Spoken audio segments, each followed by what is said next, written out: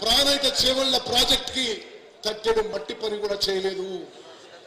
ఉమ్మడి నిజామాబాద్ జిల్లాకి ఎంతో ఉపయోగపడే ప్రాణహిత చేవళ్ల ప్రాజెక్టు 1-2 నెలల్లో పనులు మొదలుపెట్టి మా టైంలో మా టర్మ్లో మేము పూర్తి చేస్తామని చెప్పి సభాముఖంగా నేను మాటిస్తున్నాను. అదేవిధంగా మిత్రులారా, షబ్బీర్ అలీ గారు కోరినట్టుగా 22 కోట్లు ఒక ప్యాకేజీకి పెండింగ్ ఉన్నాయని అది వెంటనే విడుదల చేస్తామని చెప్పి కూడా నేను మనం చేస్తున్నా. రాకేష్ రెడ్డి గారు చెప్పిండ్రు ఎక్కడో కొన్ని చోట్ల గన్నీ బ్యాగ్స్ లేవని. రాష్ట్రంలో సరిపోని స్టాక్ ఉంది. ఎక్కడన్నా అధికారుల నిర్లక్ష్యం వల్ల బస్తాలు గన్నీ బ్యాగ్స్ చేరకుంటే వెంటనే అధికారులను సస్పెండ్ చేస్తామని చెప్పి కూడా సభాముఖంగా మనం చేస్తున్నా. ఈ రాష్ట్రంలో ఏ ప్రొక్యూర్మెంట్ సెంటర్ లో గన్నీ బ్యాగ్స్ కొరత అవ్వడానికి వీల్లేదు. జిల్లా కలెక్టర్లకు విజ్ఞప్తి చేస్తున్నా, మీ ఉమ్మడి నిజామాబాద్ జిల్లాలో మీరు ఒకసారి రివ్యూ చేసుకొని ఎక్కడ గన్నీ బ్యాగ్స్ కానీ ప్రొక్యూర్మెంట్ సెంటర్స్ కి ఏ ఇన్ఫ్రాస్ట్రక్చర్ షార్టేజ్ ఉందా 24 గంటల్లో మీకు ఆ షార్టేజ్ పూర్తి చేస్తామని చెప్పి సభాముఖంగా మాటిస్తున్నాము.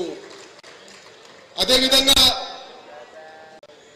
మరి మహేష్ గౌడ్ గారు మరి ఈ నిజాం సాగర్ ఎస్ఆర్ఎస్పి గురించి మాట్లాడారు.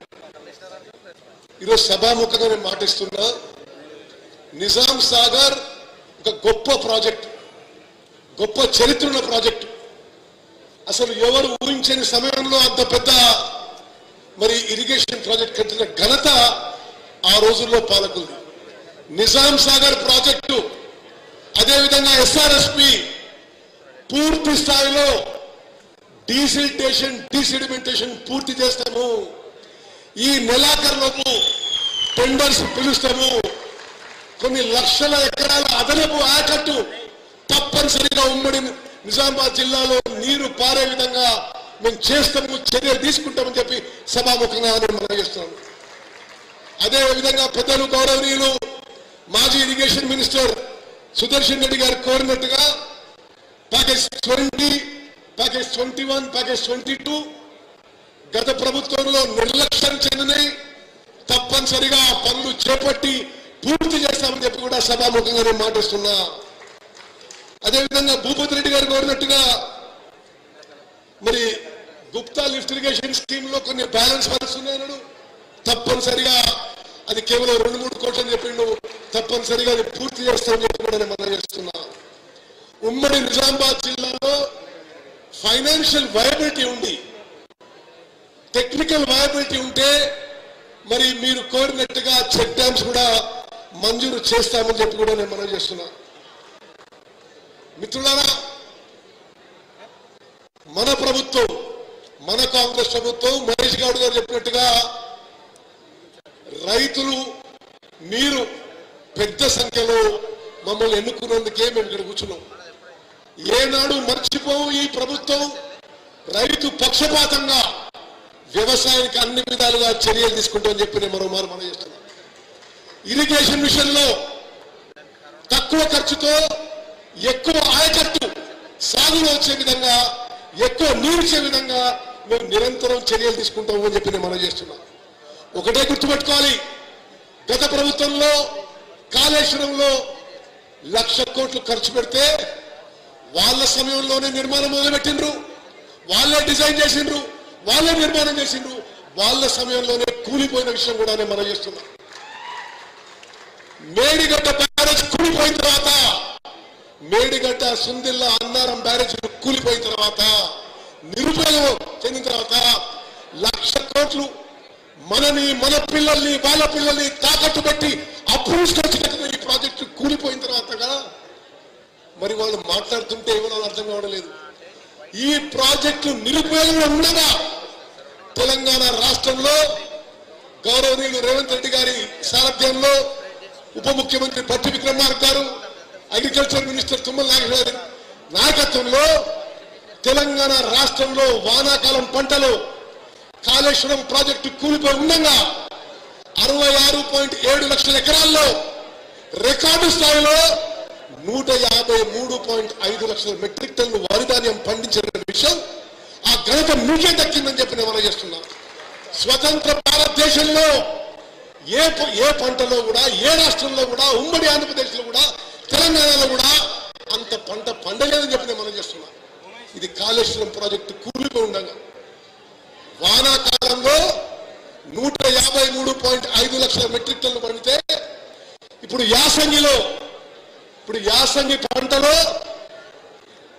57 లక్షల ఎకరాల్లో 127.5 లక్షల మెట్రిక్ టన్నులు వరి ధాన్యం పండింది. అంటే స్వతంత్ర భారతదేశంలో ఏ రాష్ట్రంలో పండిన విధంగా ఈరోజు తెలంగాణలో వానాకాలం యాసంగి పంట కలిపి 281 లక్షల మెట్రిక్ టన్ను వరి ధాన్యం పండించిన ఘనత నియోజకవర్గీ మన కాంగ్రెస్ ప్రభుత్వం అని చెప్పి నేను మనం చేస్తున్నా. ఇది భారతదేశంలోనే ఒక రికార్డు. మీడియా మిత్రులారా, ఈ అంకెలు మీరు ప్రత్యేకంగా రాసుకోవాలి.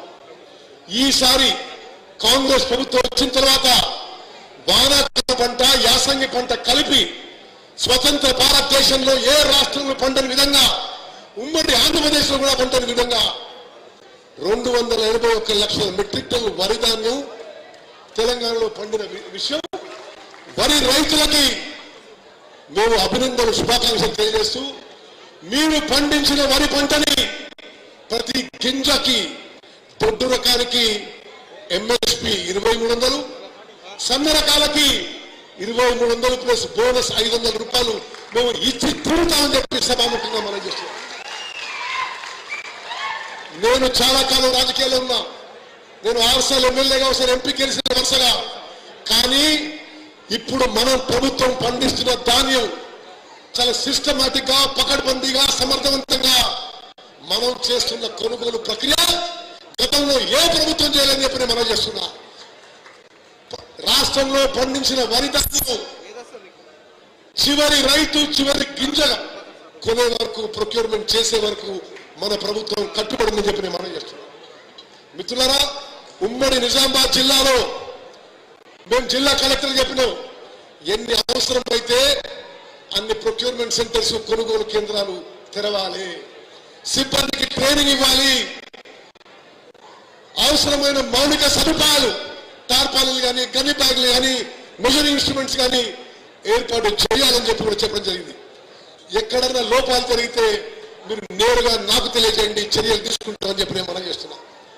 మిత్రులారా, మరో అద్భుతమైన పథకం గురించి చెప్పాలి.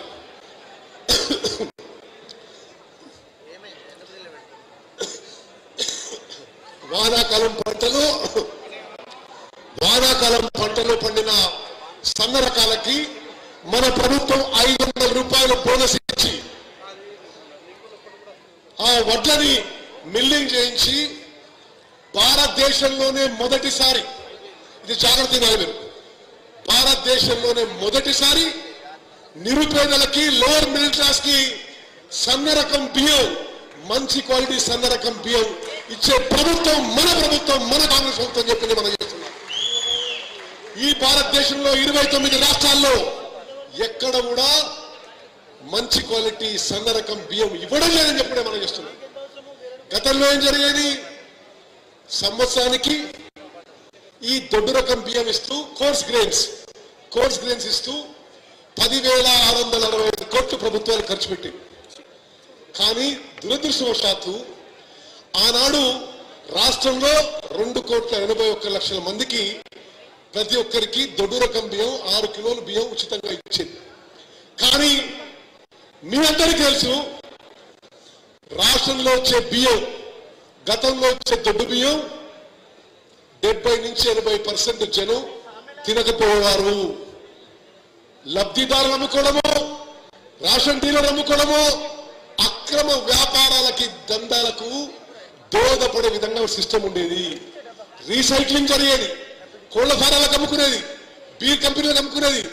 రకరకాలుగా జరిగిన ఆ వ్యవస్థని ఫుల్ స్టాప్ పెట్టి మన ప్రభుత్వం, మన కాంగ్రెస్ ప్రభుత్వం, రేవంత్ రెడ్డి గారు, పొట్టి విక్రమార్క నాయకత్వంలో మన కాంగ్రెస్ ప్రభుత్వం ఒక చారిత్రాత్మక మార్పు తీసుకొచ్చినాము, ఒక విప్లవాత్మక మార్పు తీసుకొచ్చినాము.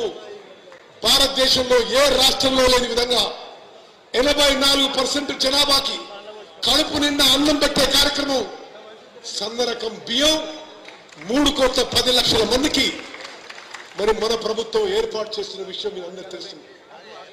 ఎక్కడ లేని ఈ భారతదేశంలో ఎక్కడ లేని వ్యవస్థ. మరి ఈ సన్నబియ్యం పంపిణీ వ్యవస్థ ఎంత ఖర్చైనా సరే మన ప్రభుత్వం తెలంగాణ రాష్ట్రంలో మరి 84% జనాభాకి 3,10,00,000 మందికి కడుపు నిండా అన్నం పెట్టే కార్యక్రమం చేస్తున్నది మీరు గమనించాలి. అది ప్రజల్లోకి తీసుకుపోవాలని చెప్పి మీ అందరికీ నేను చేతులెత్తి నమస్కరించి విజ్ఞప్తి చేస్తున్నాను. మరి చివరిగా మిత్రులారా, ఉమ్మడి నిజామాబాద్ జిల్లా గొప్ప జిల్లా, అద్భుత చరిత్ర జిల్లా. ఇక్కడ రైతులు చైతన్యవంతులు, రాజకీయం కూడా అన్ని విధాలుగా చైతన్యం ఉన్న జిల్లా.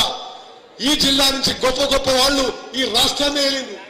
మరి ఈ జిల్లాలకు రావడం, మీ అందరితో కొంత సమయం గడపడం నాకు ఎంతో సంతోషం, సంతృప్తి మనచేస్తూ ఇరిగేషన్ విషయంలో, కొనుగోలు విషయంలో, రేషన్ విషయంలో మరి ఉమ్మడి నిజామాబాద్ జిల్లాలో ఈరోజు మీ ప్రజాప్రతినిధులు మాట్లాడిన విషయాలన్నీ జాగ్రత్తగా గమనించినో నోట్ చేసుకున్నాం. తూచా తప్పకుండా మేము ఇచ్చిన మాట నెరవేర్స్తామని చెప్పి మాట ఇస్తూ ముగిస్తున్నాను. జై హింద్. ధన్యవాదాలు.